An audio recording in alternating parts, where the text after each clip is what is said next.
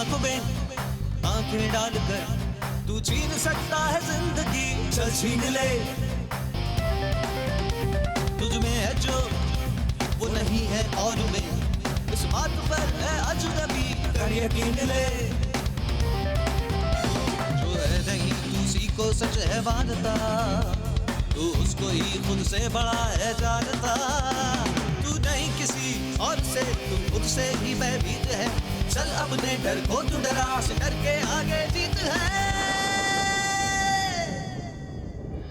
Let's fight, fight with fright. Come on, fight, fight with fright. Fright, fight, fright, fight.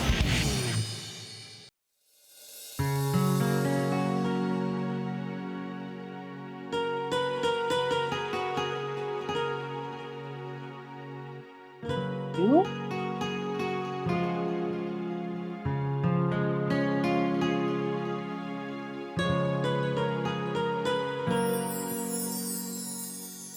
वाह, बहुत बढ़िया खीर बनाई है, मजा आ गया। आज मैं गर्व के साथ कह सकती हूँ कि ऐसी खीर हमारे पूरे खानदान में कोई नहीं बना सकता, मैं भी नहीं। अरे माँ, इतनी तारीफ भी मत करो। आप सास वाला दबाव बना के रखो। माँ मेरी सास है, गब्बर सिंह नहीं। दबदबा बनाकर क्यों रखेंगी? बिल्कुल सही कहा बहू ने। अरे माँ, अगर बहू की इतनी हाँ में हाँ मिलाओगी ना, तो नई नवेली बहू हाथ से निकल जाएगी। तो निकल जाने दे, तुझे क्या प्रॉब्लम है? और मैं वो वाली सास नहीं हूँ जो हमेशा बहू को परेशान करती हो। मैं तो अपनी बहू को अपनी दोस्त बनाकर रखूंगी। वाह भाई वाह। अगर पूरे देश में आप दोनों सास बहू जैसी जोड़ी हो ना, तो इन सीरियल वालों का बड़ा नुकसान होने वाला है, क्योंकि उसके बाद उनके सास बहू के झगड़े वाला सीरियल तो कोई देखेगा ही नहीं। अच्छा, अब इधर उधर की बात मत कर। बहू ने पहली रसोई बनाई है, नेक देने दे मुझे इसे।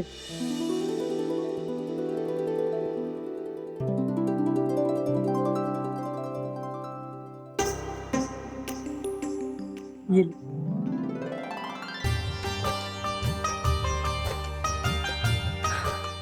ये तुम्हारा पहला शगुन। थैंक यू माँ।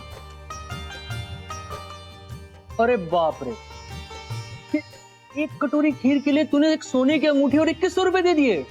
हाँ हाँ, अब तू भी खीर खा रहा है ना, फटाफट खीर खा के बहू को 11,000 रुपए का शगुन दे दे। क्या? 11,000? बोलो यार, एक कटोरी खीर के कोई 11,000? एक कटोरी खीर की कीमत तुम क्या जानो राहुल बाबू। चलो फटाफट खीर का और पैसे निकालो। क्या लूट मची है यार। 11,000 रुपए में मैं 1 साल तक खीर खाऊंगा। ऐसे माँ, ये सौदा लड़कियों के लिए बड़े मुनाफे का है। पहली रसोई में खाना बना दो और फिर मीठा खिला करके सबको चूना लगा दो। जी नहीं पतिदेव, इसमें सिर्फ मर्दों का ही मुनाफा है। हमारी तो जेब कटती है, हमारे लिए कैसे मुनाफे का सौदा? आप ही के लिए मुनाफा है। शादी के पहले दिन पहली रसोई के बाद आप लोग हमें नेक देते हो। उसके बाद 50 साल 365 दिन और हर दिन का 24 घंटा आप कुछ ना कुछ फरमाइश करते रहते हो और उसका कोई नेक और शगुन नहीं देते हमें। वाह बहू, क्या जवाब दिया है तुमने। और नहीं तो क्या माँ, मर्द कितने चालाक होते हैं। एक बार शगुन देते हैं और फिर पूरी जिंदगी कुक अपने पास रख लेते हैं। यार तुम लोग कहाँ की बात को कहाँ ले गए। ये लो तुम अपने 11,000 रुपए। अब आया ना ऊंट पहाड़ के नीचे। हाँ हाँ, तो इन तो लेने दो। हे भगवान, आज तो लुट ही गए। माँ, मैं खाना बनाने की तैयारी कर लेती हूँ। अच्छा ठीक है, अंदर सब्जी रखी और ले आ, मैं काम देखती हूँ। ठीक।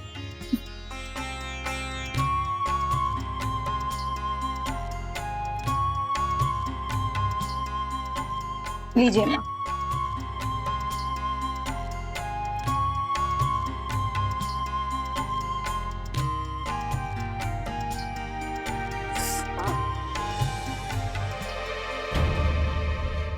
अरे माँ, मेरा हाथ कट गया है।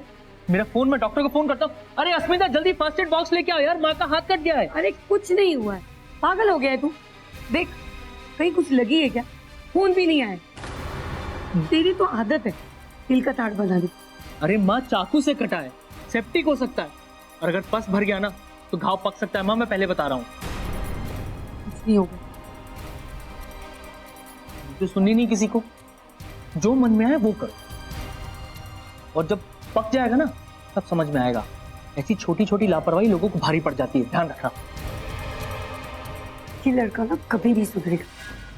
बीमार होने से सबको डर लगता है, चोट चाहे कितनी ही छोटी क्यों ना हो, मगर उसे नजरअंदाज बिल्कुल नहीं करना चाहिए। लेकिन आप उस सिचुएशन को क्या कहेंगे जब कोई बीमार है ही नहीं पर वो खुद को फिर भी पेशेंट समझता हो? जब कोई बिल्कुल ठीक है, स्वस्थ है, लेकिन उसे हर बार यही डर लगता हो कि कहीं मैं बीमार तो नहीं पड़ जाऊंगा। राहुल को भी इसी तरह की बीमारी थी। उसे हर छोटी से छोटी बात पर लगता था कि कहीं वो बीमार तो नहीं पड़ जाएगा। एक्चुअली ऐसी सोच को ही एक साइकोलॉजिकल बीमारी कहते हैं, जिसे कहते हैं फोबिया ऑफ सिकनेस।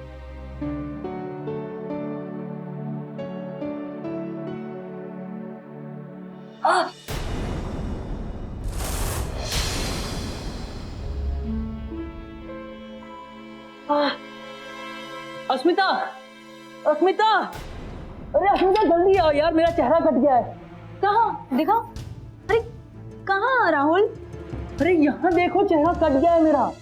पर राहुल मुझे नहीं दिखाई दे रहा, और छोटा सा कट क्या होगा, खून भी नहीं निकल रहा। जब मैं कह रहा हूँ तो मान लो ना। और खून थोड़ा सा निकला था, मैंने कपड़े से पोंछ लिया, इसलिए तुम्हें दिखाई नहीं पड़ा। तुम जल्दी जाओ, सेप्टिक लेके आओ यार, और बैंडेड लेके आओ। मैं फर्स्ट एड लेके डॉक्टर के पास जाऊंगा। अरे इट्स ओके, कुछ नहीं हुआ है, मामूली सी चोट है, दिखाओ। कुछ नहीं है, इसमें ना आफ्टर शेव लगा दो, नहीं तो फिटकरी लगा दो। नहीं, मैं लापरवाही नहीं करूंगा। मैं आज ही डॉक्टर के पास जाऊंगा और टेटनस का इंजेक्शन लूंगा। What? राहुल, शेव करते वक्त ऐसे छोटे मोटे कट्स होते हैं, आफ्टर शेव इसीलिए तो है। फिटनेस का इंजेक्शन लगाने की कोई जरूरत नहीं है। यही तो लापरवाही करते हैं लोग।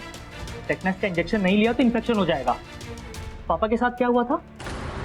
उनके पैर में भी एक छोटा सा कट लगा था, और वो भी यही कहते रहे हो जाएगा हो जाएगा, और क्या हुआ फाइनली?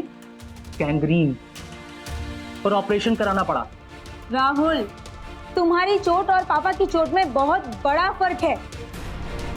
तुमको मामूली सी ब्लेड लगी है, और पापा को जंग लगा हुआ लोहा लगा था, घुस गया था वो पैर में। फिटनेस का इंजेक्शन लेना बहुत जरूरी था, और नई ब्लेड लगने पर कुछ नहीं होता। अरे इसी कुछ नहीं के चक्कर में बहुत कुछ हो जाता है। मैं आज ही जाकर के इंजेक्शन लूंगा, नहीं तो मेरी हालत भी पापा जैसी हो जाएगी। अस्मिता, मेरी हालत पापा जैसी हो गई तो? राहुल,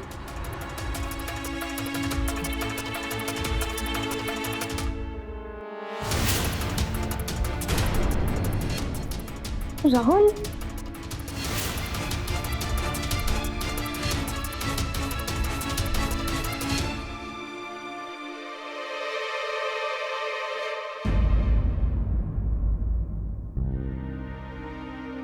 राहुल, सब ठीक हो जाएगा, रिलैक्स।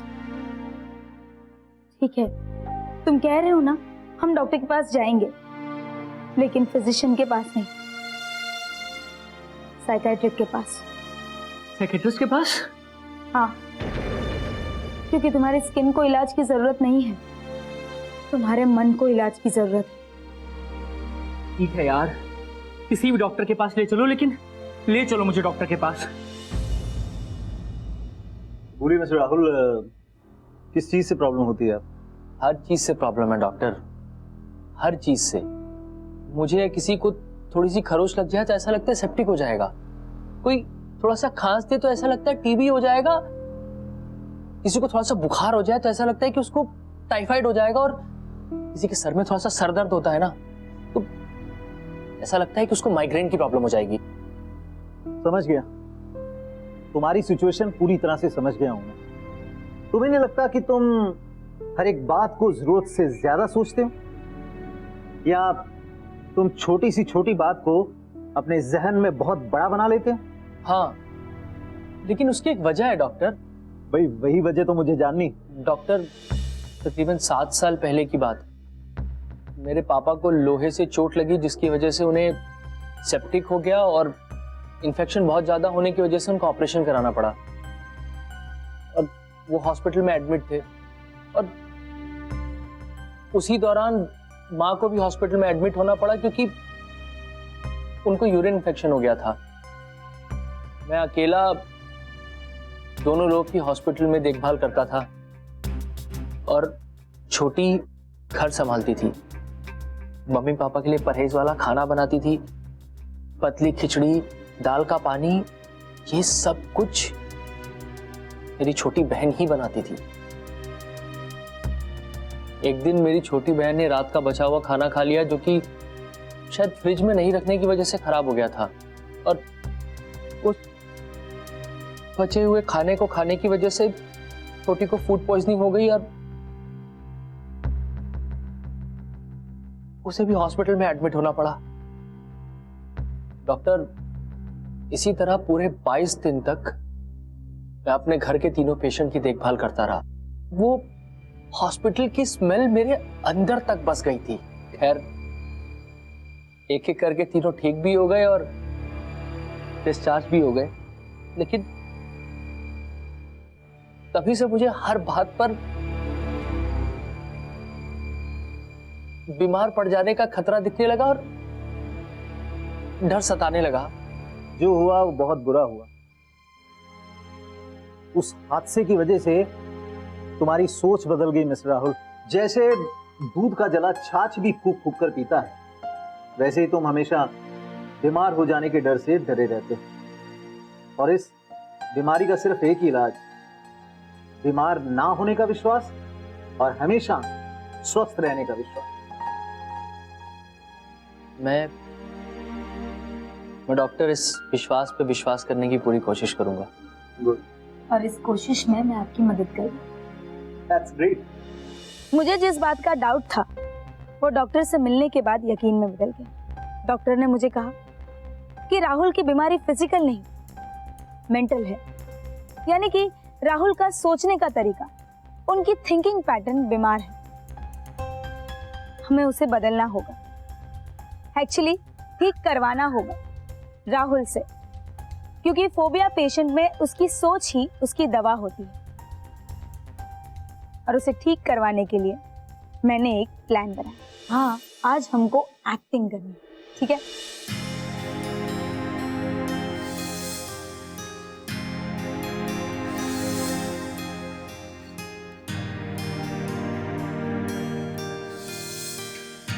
क्या बात कर रही हो बहू? ऐसा करने से क्या होगा? हाँ, ऐसा करने से वही होगा जो मैंने आपको समझाया था। अच्छा, भगवान करे तुम जैसे कह रही हो वैसा ही हो, लेकिन मुझे तुम्हारी इस पैटर्न पर शक है। राहुल हमें एक सेकंड में पकड़ लेगा कि हम दोनों झूठ बोल रही हैं। नहीं, वही तो परीक्षा है ना माँ। हमें हमारा किरदार इतनी सफाई से निभाना है कि राहुल को ऐसा लगना ही नहीं चाहिए कि हम नाटक कर रहे हैं। उसको तो यही लगना चाहिए कि ये जो सब हो रहा है वो सच है। ठीक है, तुम्हें अगर इतना कॉन्फिडेंस है तो करते हैं। क्या प्लान बनाया था अस्मिता ने राहुल की प्रॉब्लम को सॉल्व करने का? ये सास बहू की जोड़ी क्या करने वाली थी? क्या होने वाला था ये एक सस्पेंस जरूर था, मगर क्यों होने वाला था ये एक ओपन सीक्रेट था। साइकियाट्रिस्ट से मिलने के बाद अस्मिता समझ गई थी कि अगर राहुल के थिंकिंग पैटर्न का इलाज हो गया तो राहुल की प्रॉब्लम का भी सॉल्यूशन निकल जाएगा। राहुल की सोच ही उसकी सबसे बड़ी दुश्मन थी, मगर ये सास बहू की जोड़ी उसकी उसी सोच से दोस्ती कराना चाहती थी। सिचुएशन तो इंटरेस्टिंग थी, मगर पैतरा क्या था ये राहुल के साथ साथ हमारे लिए भी एक सस्पेंस है। आइए देखते हैं।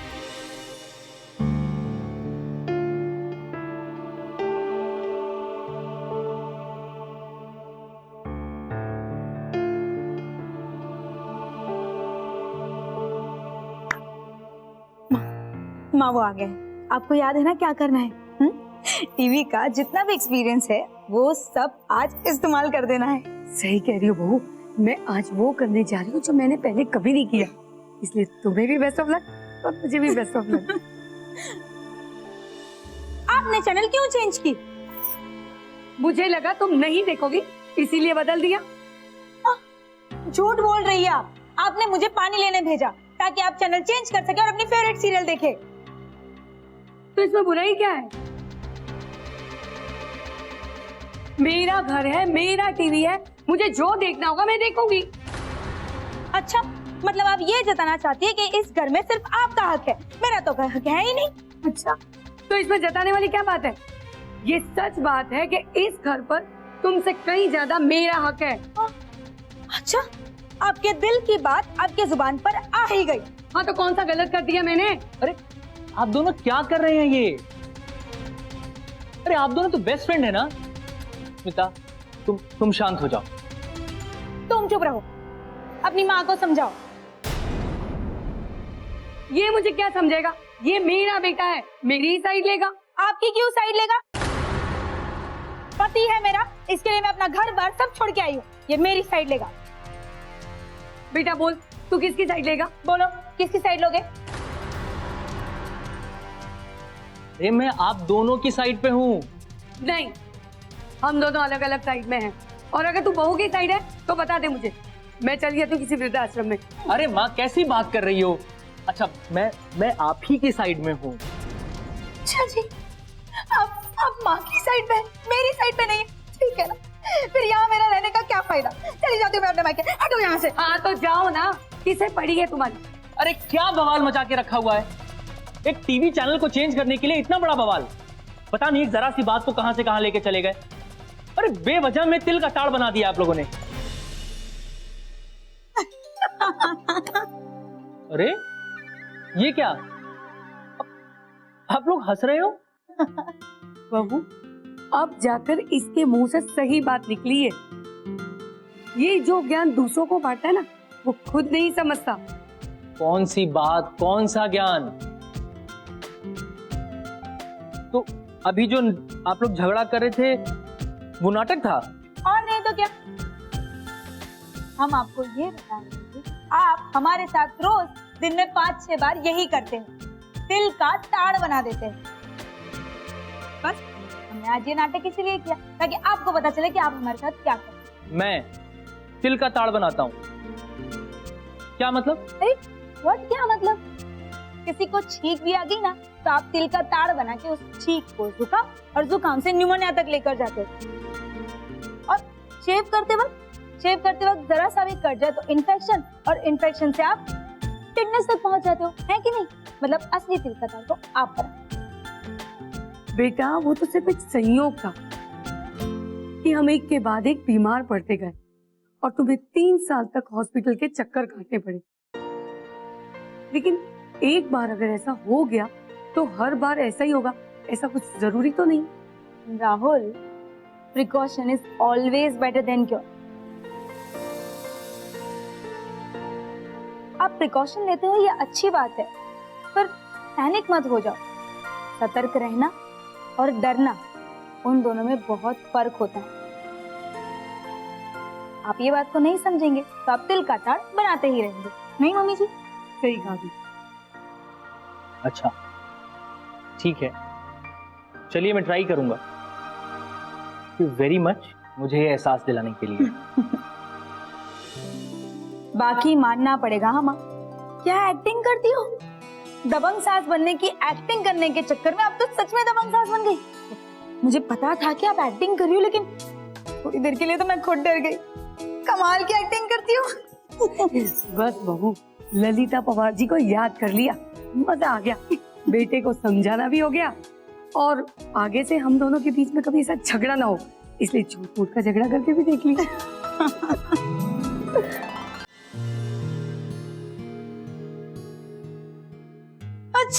अस्मिता, तुम ठीक हो? Relax, I am fine. चलो अपना काम करो।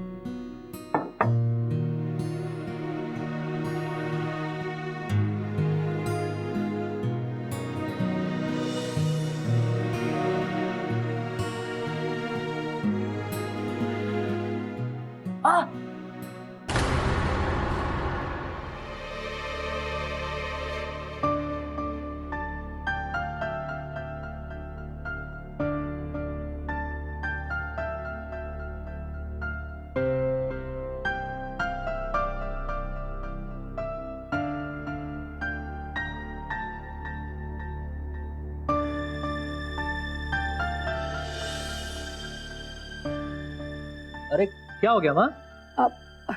बेटा सर में बहुत तेज दर्द हो रहा है। सर दर्द? कहीं तुझे माइग्रेन? नहीं माँ, सब ठीक है।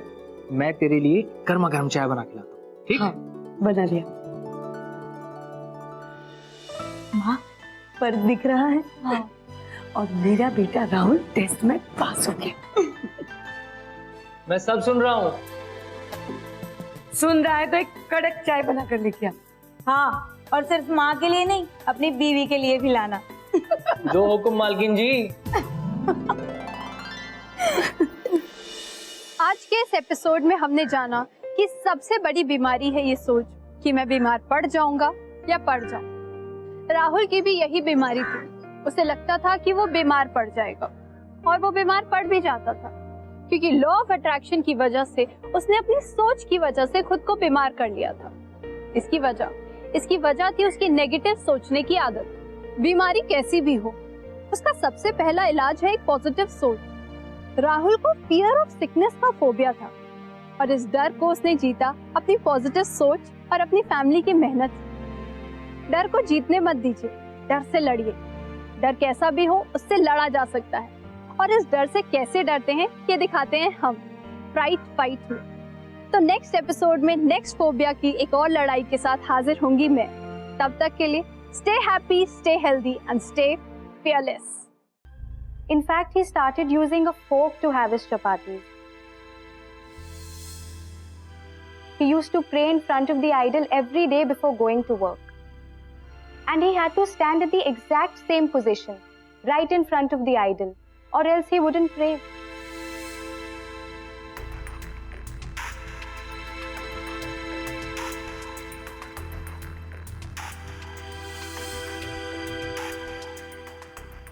This behavior was starting to affect his life, our life. Things were getting out of control with Ram. We needed to do something about this.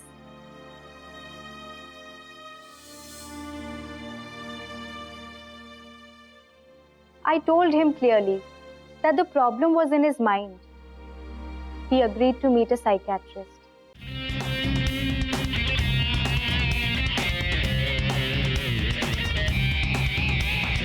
मौत की आंखों में आंखें डालकर तू छीन सकता है जिंदगी, चल छीन ले। तुझ में है जो वो नहीं है और में, इस बात पर है अजनबी, कर यकीन ले। चल अपने डर को तू डरा से डर के आगे जीत